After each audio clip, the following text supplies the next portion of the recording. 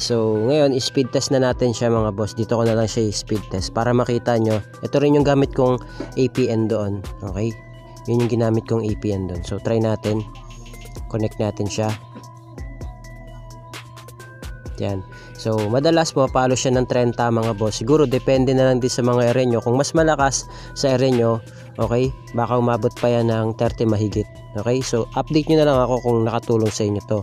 Ngayon kung ang area nyo is mababa siya sa 10, okay, so depende na lang talaga yan sa mga area nyo. At least nakatulong siya para mapalakas yung inyong mga internet signal. So ayan, kitang kita nyo naman mga boss kung gaano siya kalakas dito sa area ko.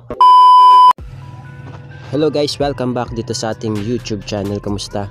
Salamat po sa lahat ng mga walang sawang sumusuporta mga boss. Okay, so meron na naman tayong i-update po sa inyo, lalo na po sa mga may hina po yung kanilang mga internet data o signal. So bibigyan ko po kayo ng malakas na APN. Okay, so kaya kung ang area nyo po ay liblib, okay, pwede po kayong pumunta sa bayan o kaya sa palengke or kung saan man po na alam nyong malakas po yung internet signal ninyo. Okay, yung makakapag-browse kayo. So gamitin nyo po itong APN natin. Okay, so ulitin ko po ito pong APN natin ay para lang po tulungan yung internet signal nyo na mapalakas. Okay, dapat sure na meron po kayong APN setup dyan. So good for all networks po ito. Pa-feedback na lang din po sa mga naka Globe NTM. Okay, good for all networks po siya, lalo na sa mga naka Globe NTM. Pa-feedback kung working po sa inyo yung ganitong setup. Okay, so simulan na po natin. Punta po tayo sa settings ng mga phone natin, then click natin yung select SIM. So check po natin yung ating SIM 2. Okay, SIM 2, then click APN or access point names. Ito po, click po natin yan, then click po tayo ng panibago. So lagyan natin yung APN. Ngayon mga boss, ito po yung pangalan niya. Click po natin yung name. So ito yung name niya ay Airtel 5G APN. So kahit 4G lang po yung mga phone natin, okay, sa akin supported lang po siya 4G, pero yung net naman niya ay parang katulad yun na rin po yung 5G. Okay, so yung 5G na yan para sa mga SIM card na 5G at yung phone nila na supported yung 5G. Okay, so yan, Airtel 5G APN. So kahit na 4G lang yung mga phone natin below, okay, pwede po ito. Yung internet naman niya ay parang naka 5G ka na rin. So click natin yung okay. APN niya po, ito po yung kanyang APN, Aircell GPRS.com. Okay, so yan po yung kanyang Aircell GPRS.com. Yan po yung kanyang APN, Aircell GPRS.com. So click po na natin yung okay. Ngayon dito naman po tayo sa kanyang username. Ang username niya naman po ay speed, malaki po yung S speed, tapos malaking yung bot niya, malaki rin po yung B, yan, speedbot.aircell.ai. okay, AI po ibig sabihin na Aircell internet po yan. Okay, yung AI, so hindi po yan yung AI sa YouTube, hindi po yan. speedbot.aircell.ai. Okay, yung meaning po ng AI ay Aircell internet, so shortcut lang siya, AI. So click natin yung okay. So susunod po natin yung kanyang server. So yung server naman po, ito po siya, www.airtel.in. okay, yan po yung ating server, www.airtel.in. So click natin yung okay, then punta po tayo sa authentication type. Yung authentication type naman po niya ay naka-PAP or CHAP. Okay, tapos yung kanyang APN protocol o kanyang APN type, sorry. Sa iba may mga phone na i-click na lang yung po yung default.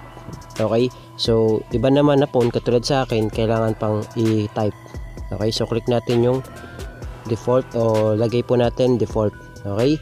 Yung iba may nakalagay pa dyan SUPL o kung ano man. Pero sa atin, isa lang po yung gagawin natin, default lang po. Okay, lagay nyo lang po dyan default. So click na natin yung okay. Ito naman po sa APN protocol nya, ito po ay naka IPv4, IPv6. Click natin okay. Tapos yung kanyang APN roaming protocol naman po, same lang po, IPv4, IPv6. Tapos ito naman po sa kanyang bearer, okay? So may iba na mga phone ay below 4G. Okay?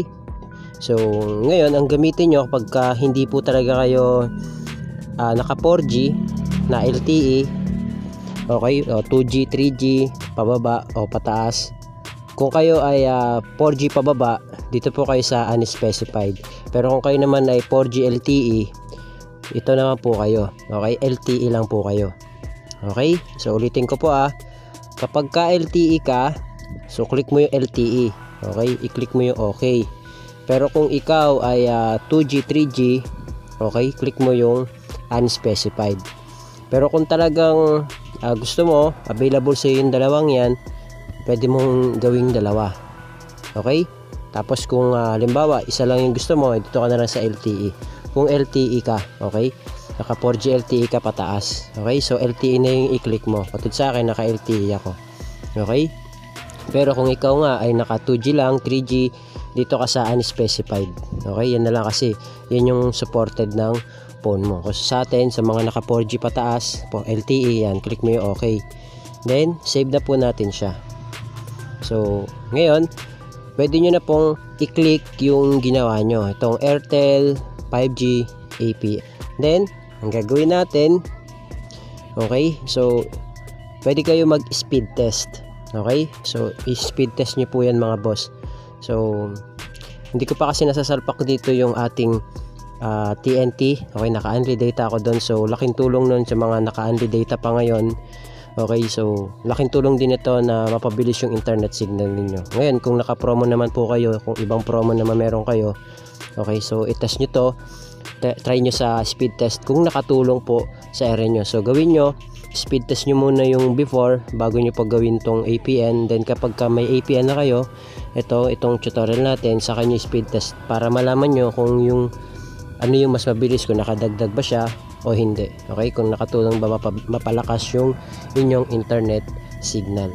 Okay, so wait lang guys, isasalpa ko lang sa packet wifi natin. 2 seconds later. So binuksan ko na yung packet wifi ko at doon ko na sinalpak yung ating TNT SIM. Okay, yung unli data ko at hindi ko siya magamit dahil hiniram na ng aking anak. Okay, so ngayon speed test na natin siya mga boss. Dito ko na lang siya speed test para makita nyo. Ito rin yung gamit kong APN doon. Okay, yun yung ginamit kong APN doon. So try natin, connect natin siya. Yan. So madalas pumapalo siya ng 30 mga boss. Siguro depende na lang din sa mga area nyo. Kung mas malakas sa area nyo, okay, baka umabot pa yan ng 30 mahigit. Okay, so update nyo na lang ako kung nakatulong sa inyo to.